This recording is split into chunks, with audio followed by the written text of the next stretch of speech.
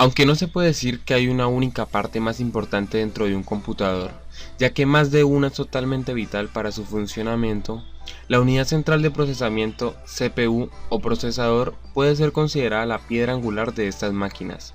Y es precisamente este componente el encargado de computar, ordenar y procesar.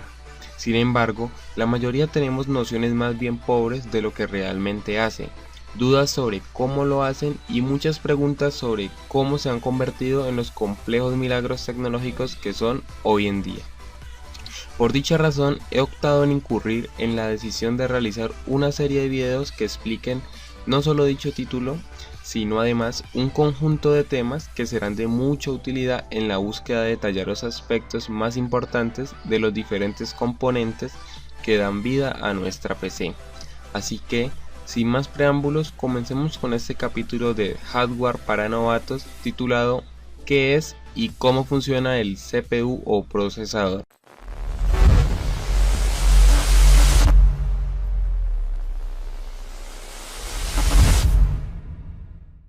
El procesador o CPU se considera que es el cerebro de una computadora. Sin este, el equipo sería incapaz de hacer cualquiera de las funciones que realiza.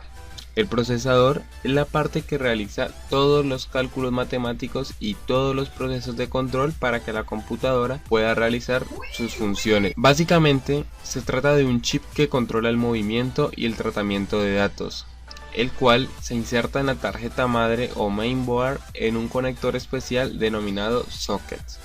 Exteriormente, un procesador es un cuadrito que tiene uno de sus lados llenos de pines. Esos pines son los que se insertan en el socket mencionado anteriormente, el cual está lleno de agujeritos. Encima lleva un ventilador, el cual suele ser bastante grande para disipar el calor que genera con su actividad. Cabe mencionar que todo en la computadora son datos y números.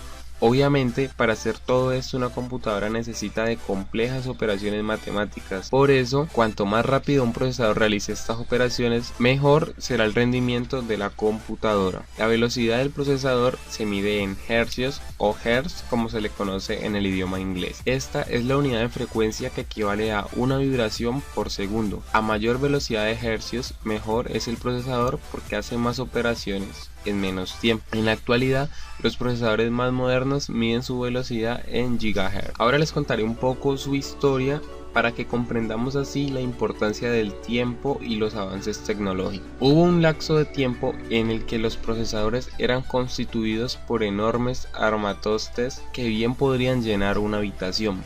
Gracias a la llegada de los transistores en los años 50 y los 60, los procesadores comenzaron a hacerse mucho más pequeños, potentes y confiables.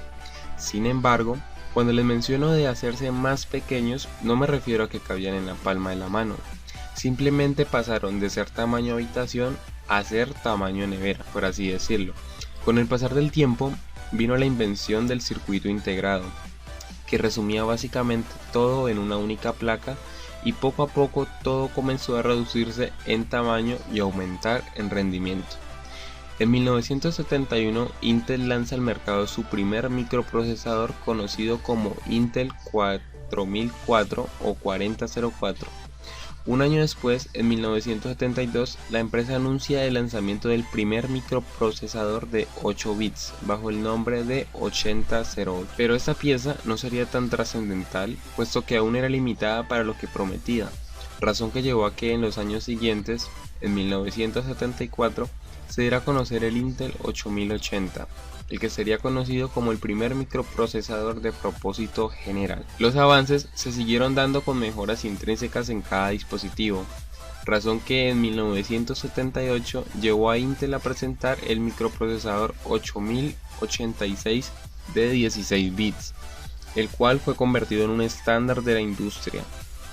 Años después, 1985, se daría una gran escalonada cuando el Intel 386 incluiría un chip de 32 bits. Y desde entonces lo demás es historia.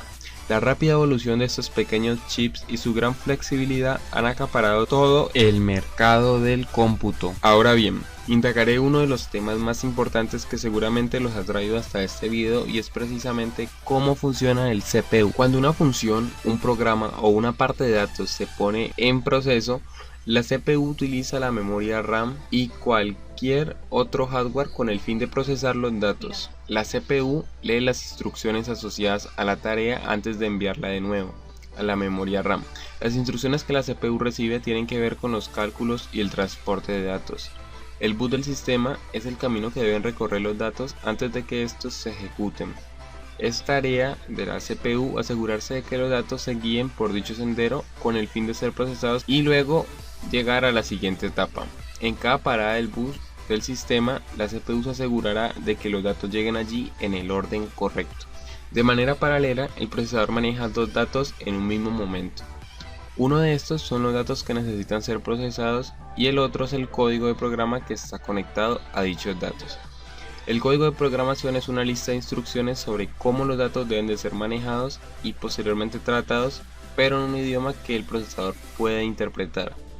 Como seguramente habrá otros componentes de la computadora que no entiendan ese código de programación, el trabajo del procesador es interpretar las instrucciones para esos componentes. Cada procesador maneja ambos tipos de datos hasta que ya no se necesitan. Esto es cuando se cierra el programa o cuando ya no se accede al hardware utilizado. Resumidamente, la función del procesador está fraccionada en 4 fases. En primer lugar, lee los datos que deben ser procesados. Posterior a ello, se analizan los datos que se han leído en la primera fase. Luego, se ejecutan los procesos sugeridos y analizados anteriormente, para finalmente llevar la información cargada desde el procesador hasta la memoria para mostrarla hasta que el usuario decida ya cerrar el proceso. Y bien, eso ha sido todo por hoy. Espero les haya gustado esta sección del canal. Si el video fue de tu agrado, recuerda suscribirte al canal, valorar con un me gusta, compartirlo con tus amigos y no olvides dejar tu opinión sobre qué te pareció o qué te gustaría ver en otra ocasión. Yo soy de Sega Red, estoy a su disposición y hasta la próxima.